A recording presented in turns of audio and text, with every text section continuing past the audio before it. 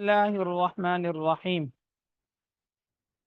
ہم پڑھ رہے تھے مفعول بھی کے فعل کو حذف کرنے کے وجوبی مقامات، کہ جہاں پر مفعول بھی کے فعل کو حذف کرنا واجب ہے، ضروری ہے۔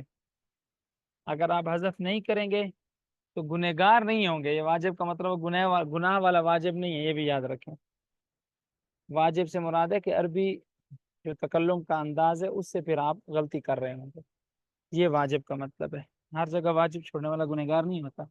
یہ اصطلاحی واجب نہیں ہے، بلکہ یہ ضروری ہونے کے معنی میں ہے کہ عربی جو گرامر ہے اس میں 4 مقامات پر مفعول بھی کے فعل کو حذف کرنا ضروری ہوتا ہے۔ اگر آپ نہیں کریں گے تو پھر آپ کا عربی بولنا وہ ٹھیک اس طرح نہیں ہوگا۔ تو 3 مقامات ہم نے پڑھ لیے تھے، آج چوتھا مقام ہے جہاں پر مفعول بھی کے فعل کو حذف کرنا ضروری ہے، اور وہ ہے منادا۔ منادا کہتے ہیں اس مفعول بھی کو جس کے فعل کو حذف کیا جائے اور حرف ندا کو اس کے قائم مقام بنا دیا جائے۔ جیسے آپ بولتے ہیں یا اللہ، اے اللہ، آپ اللہ کو پکار رہے ہیں نا، تو ایسے میں تھا ادعو اللہ، میں اللہ کو پکارتا ہوں۔ آپ نے ادعو فعل کو حذف کیا، اس کی جگہ یا حرف ندا لے آئے۔ اب یہ حرف ندا جب آ گیا تو ادعو فعل کو حذف کرنا واجب ہو گیا، ضروری ہو گیا۔ اب یہ نہیں ہو سکتا کہ اب یا حرف ندا بھی لگائیں اور ادعو فعل کو بھی کیا کریں، ذکر کریں۔ ایسا کرنا ممکن نہیں ہے، درست نہیں ہے۔ وہ اسم، منادہ وہ اسم ہے، مدعو جس کو پکارا جاتا ہے، بحرف النداء، حرف ندا کے ساتھ۔ لفظاً، حرف ندا یا تو لفظوں میں ہوتا ہے، یعنی آپ کو نظر آتے ہیں حرف ندا وہاں پر موجود ہوتے ہیں، آپ کو نظر آتے ہیں، اور کبھی حرف ندا لفظوں میں نہیں ہوتا، جیسے قرآن مجید میں بھی ہے یوسف اعرض عن ھذا، اصل میں ہوتا ہے یا یوسف اعرض عن ھذا۔ اچھا جی، نحو جیسے یا عبد اللہ، ای جی اصل میں تھا ای حرف تفسیر ہے، اس کا ترجمہ کرتے ہیں، اصل میں تھا یا یعنی سے ترجمہ کر دیتے ہیں۔ ای یا عبد اللہ اصل میں تھا ادعو عبد اللہ، میں بلاتا ہوں اللہ کے بندے کو۔ وحرف النداء، اور حرف ندا قائم مقام ادعو و اطلب، ادعو اور اطلب فعل کے قائم مقام ہوتا ہے۔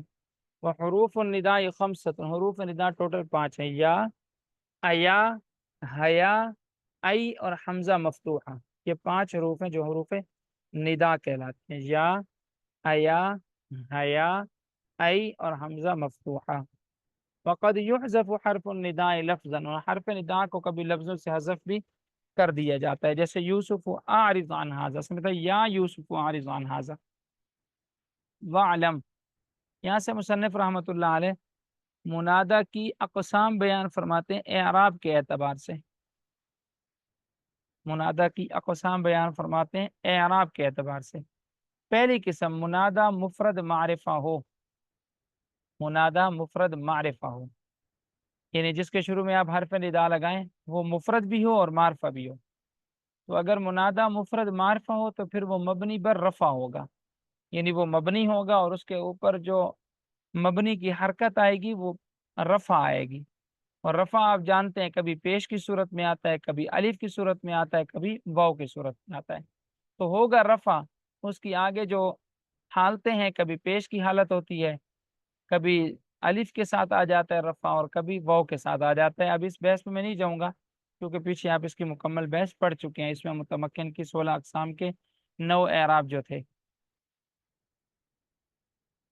اچھا، یہاں مفرد سے مراد وہ مفرد نہیں ہے جو تثنیہ اور جمع کے مقابلے میں آتا ہے، یہاں مفرد سے مراد وہ مفرد ہے جو مرکب کے مقابلے میں آتے ہیں۔ آپ کہتے ہیں نا کلمے کی 2 قسمیں، مفرد اور مرکب، وہاں مفرد سے مراد کون سا کلمہ ہوتا ہے جو مرکب نہ ہو، چاہے وہ تثنیہ یا جمع ہو، اس سے کوئی فرق نہیں پڑتا۔ تو یہاں بھی مفرد سے مراد وہ مفرد ہے کہ جو مرکب نہ ہو، مطلب مرکب اضافی نہ ہو، مرکب توصیفی نہ ہو، مرکب مفید نہ ہو، کوئی بھی مرکب نہ ہو، بلکہ وہ مفرد ہو، مطلب ایک لفظ ہو اور اس کا ایک ہی معنی ہو۔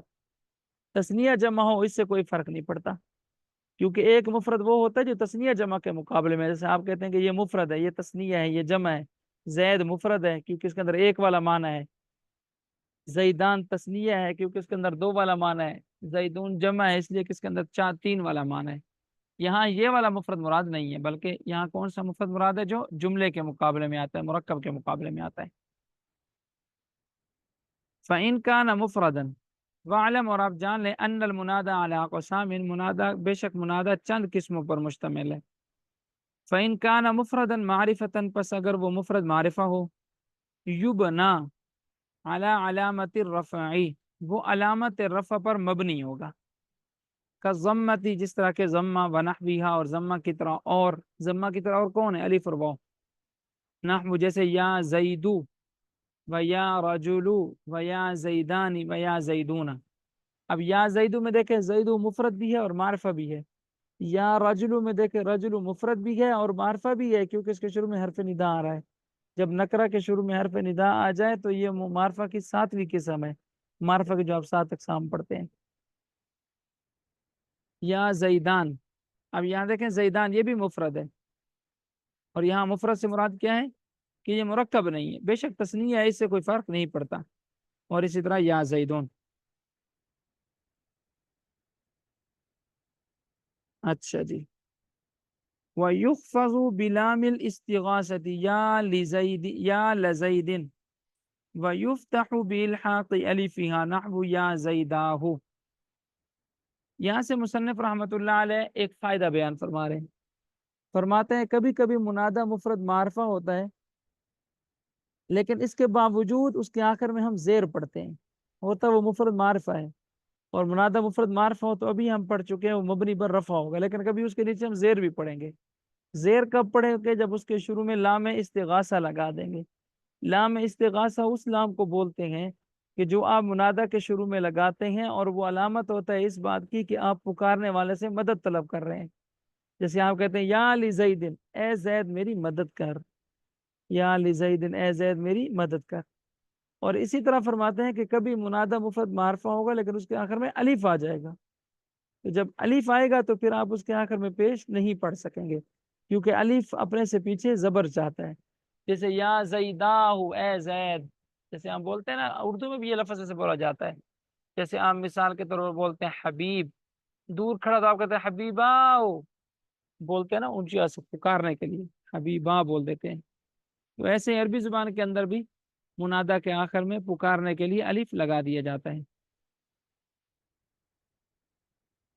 وَيُخْفَضُ، اور منادہ کے آخر میں زیر آ جائے گا، یخفض زیر آ جائے گا، بلام الاستغاثہ، لام استغاثہ کی وجہ سے۔ اب اس سے پریشان نہیں ہونا کہ یخفض کا معنی کیا کرنا ہے، تو یخفض کا معنی کہیں لکھ لیں، اس کا معنی ہے زیر لگا دی جائے گی منادہ کے آخر میں، بلام الاستغاثہ، اس سے بھی پریشان نہیں ہونا۔ لام استغاثہ کہتے ہیں اس لام کو جو منادہ کے شروع میں آتی ہے، اور علامت ہوتی ہے اس بات کی کہ یہاں پر منادہ سے مدد مانگی جا رہی ہے، نحو جیسے یا لزید، اے زید میری مدد کر۔ وَيُفْتَحُ، اور منادہ کے آخر میں کبھی فتح بھی آ جاتا ہے، بِإِلْحَاقِ أَلِفِهَا، جب اس کے آخر میں الف ملحق ہوتا ہے، جیسے یا زیداہ۔ وَيُنْصَبُ، اور اسی طرح منادہ کے آخر میں نصب بھی آتا ہے، لیکن نصب کا یہ منادہ کی اعراب کے اعتبار سے دوسری قسم کو بیان فرما رہے ہیں۔ پہلی قسم کیا تھی کہ منادہ مفرد معرفہ ہو، اب دوسری قسم ہے کہ منادہ مضاف، منادہ کیا ہو؟ مضاف یا مشابہ بالمضاف ہو، مضاف ہو مطلب مرکب اضافی ہو، یا مشابہ بالمضاف ہو۔ مشابہ بالمضاف کا مطلب یہ ہے کہ اس میں فاعل کا صیغہ اپنے مفعول بھی کے ساتھ آ جائے۔ مشابہ بالمضاف کا کیا مطلب ہے؟ کہ اس میں فاعل کا صیغہ اپنے مفعول بھی کے ساتھ آ جائے۔ تو جب اس میں فاعل کا صیغہ اپنے مفعول بھی کے ساتھ ہوتا ہے تو مشابہ بالمضاف ہوتا ہے، کہ کیونکہ جس طرح مضاف مضاف الیہ کو ملائے بغیر بات سمجھ میں نہیں آتی، ایسے ہی اس میں فاعل کو جب آپ اس کے مفعول بھی کے ساتھ ذکر کرتے ہیں تو مفعول بھی کو ذکر کیے بغیر بھی بات مکمل سمجھ میں نہیں آتی، اس لیے اس کو کہتے ہیں کہ اس کی مضاف کے ساتھ مشابہت ہے۔ بہرحال جب منادہ مضاف ہو یا مشابہ بالمضاف ہو تو اس وقت اس کے آخر میں ہم نصب پڑھیں گے، زبر پڑھیں گے۔ جیسے مثال یا عبد اللہ، اب عبد اللہ تھا نا، عبد اللہ، عبد مضاف تھا، لفظ اللہ مضاف الیہ تھا، جب شروع میں یا آ گیا تو اب دال کے اوپر زبر آ جائے گا، یا عبد اللہ، کیونکہ یہ مرکب اضافی ہے۔ اور جب منادہ مشابہ بالمضاف ہوگا تو تب بھی ہم اس کے آخر میں زبر ہی پڑھیں گے، جیسے یا طالعا جبلا، اے پہاڑ پر چڑھنے والے۔ اب اگر آپ اتنا ہی کہیں یا طالیان، اے چڑھنے والے، اے چڑھنے والے، بات سمجھ میں نہیں آ رہی کس چیز پر چڑھنا ہے، پہاڑ پر، چھت پر، کھمبے پر، کس چیز پر؟ تو آپ نے آگے اس کے مفعول بھی کو ذکر کرنا ہوتا ہے، یا طالعن جبلا۔ ان کان مضافن، اگر وہ مضاف ہو، یعنی وینصب، اور منادہ کو نصب دیا جائے گا ان کان مضافن اگر وہ مضاف ہو، نحو جیسے یا عبد اللہ، او مشابہ للمضاف، یا پھر وہ مشابہ للمضاف ہو، نحو جیسے یا طالعا جبلا، او نکرۃ غیر معینۃ، نحو قول الاعمى یا رجلا خذ بیدی۔ یہاں سے مصنف رحمۃ اللہ علیہ منادہ کے اعراب کی تیسری صورت بیان فرما رہے ہیں۔ فرماتے ہیں کہ منادہ اگر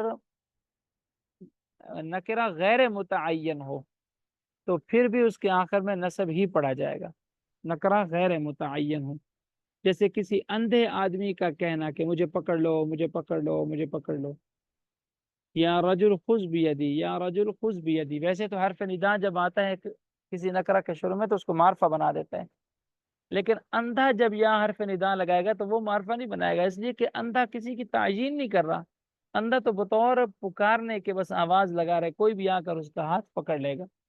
تو نکرہ معرفہ بنتا ہے جب تعیین ہو جائے، یہاں جو یا ہے صرف پکارنے کے لیے، تعیین کے لیے نہیں ہے۔ یا رجل، یا رجل۔ اچھا جی، او نکرتن، یا پھر منادہ نکرہ ہو، غیر معینۃ، غیر متعین، اس لیے کہ متعین ہو جائے گا تو وہ معرفہ بن جائے گا نا، نحو قول الاعمى، جیسا کہ اندھے کا قول، یا رجلا خذ بیدی، اے آدمی میرا ہاتھ پکڑ لے۔ مثلا اندھا آدمی بازار کے کونے پہ کھڑا ہے، گھر جانا چاہتا ہے تو آوازیں لگا رہے کہ کوئی میرا ہاتھ پکڑ لو تاکہ میں گھر چلا جاؤں۔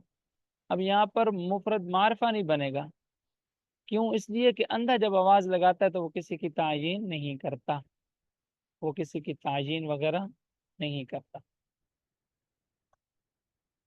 وَإِن كَانَ مُعَرَّفًا بِاللَّامِ قِيلَ يَا أَيُّهَا الرَّجُلُ وَيَا أَيَّتُهَا الْمَرْأَةُ۔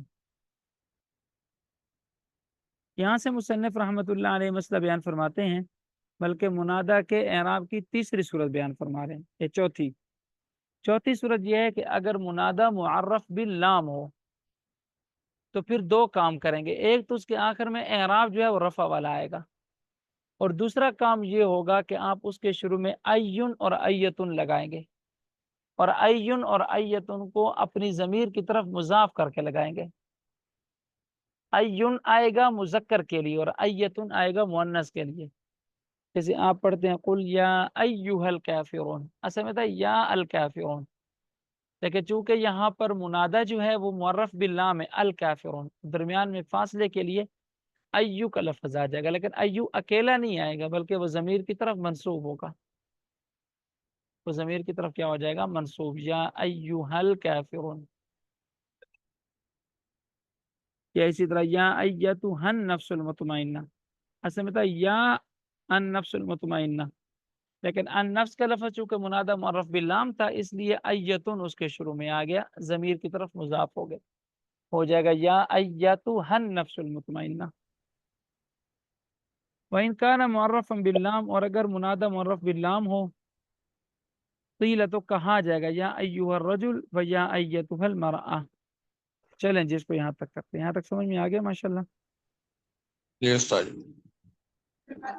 جی، الحمد للہ۔ جی عبد الرحمان بھی سمجھ آ رہے ہیں آپ کو سبق؟ کوئی مشکل